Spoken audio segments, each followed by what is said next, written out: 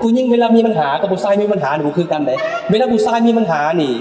ถ้าเขาแก้ไขปัญหาบ่ได้หรือเขามีปัญหาอยู่เขาจะออกไปอยู่บนเงียบๆอยู่แบบว่าหนีจากปัญหาก่อนแต่ว่าเวลามียิ่งมีปัญหานี่บ่ได้เฮ็ดคือผู้ชายได้ต้องเว้าออกไปต้องได้ระบายให้คนที่ไว้ใจฟังแล้วบัดนี้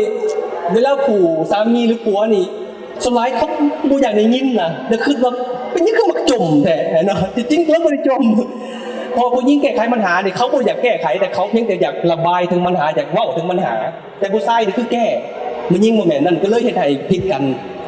เฮ็ดให้มีปัญหากันตัวอย่างคือแบบนี้ที่จริงแล้วธรรมชาติบ่คือกันซื่ออันนี้อันตัวอย่างคือปึ้มแบบนี้ว่าเราไปอ่านเบิ่งเนาะแบบนี้นะหรือว่าอีกตัวที่2มานี่เขาผู้ชายเป็นนักสร้าง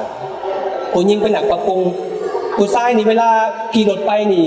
เมียอาจจะถามอาจจะบอกเรื่องปัญหาปึ๊บมาเนาะแต่ผู้เป็นผัวนี่ดูคงบางดีแล้วก็บอกได้จะคนเฮ็ดแบบนี้แก้ไขบอกวิธีแก้ไขปัญหาแต่ผู้หญิงบ่ได้ต้องการวิธีแก้ไขปัญหานะเขาจะบอกให้เจ้าฟังซื่อๆและฟังด้วยความเห็นใจและตั้งใจหาบอกวิธีแก้แล้วผู้ชายเขาบอกวิธีแก้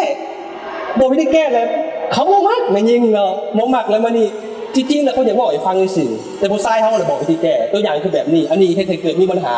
ถ้าผู้ชายหากผู้อ่านแบบนี้ก็เวลามีมันยิงเว้าก็เห็นใจ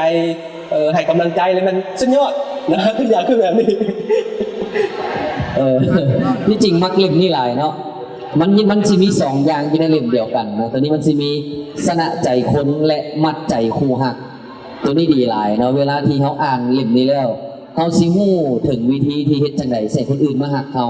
แล้วเขาสิไปฮักคนอื่นคือแนวใดแล้วสำหรับคู่ฮักเขานี่เป็นคือไดเหมาะสมเนาะอาจารย์เนาะมักเล่มนี้หลาย